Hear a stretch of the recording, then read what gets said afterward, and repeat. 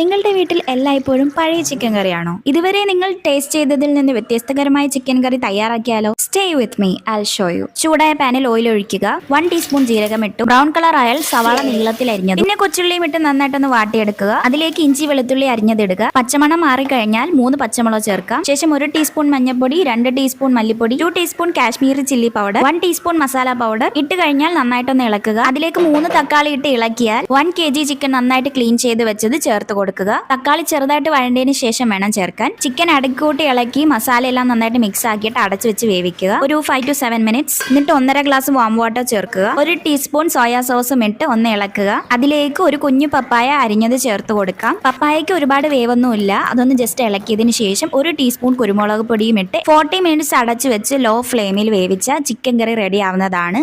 Last നമ്മൾ കുറച്ച് നാരങ്ങ നീരും കൂടെ ഒന്ന് പിഴിഞ്ഞൊഴിക്കുക. ട്രൈ ചെയ്തിട്ട് എങ്ങനെ ഉണ്ടെന്ന് പറയണേ. ഇതുപോലുള്ള ടേസ്റ്റി റെസിപ്പീസിനായി ചാനൽ സബ്സ്ക്രൈബ് ചെയ്യാൻ മറക്കണ്ട.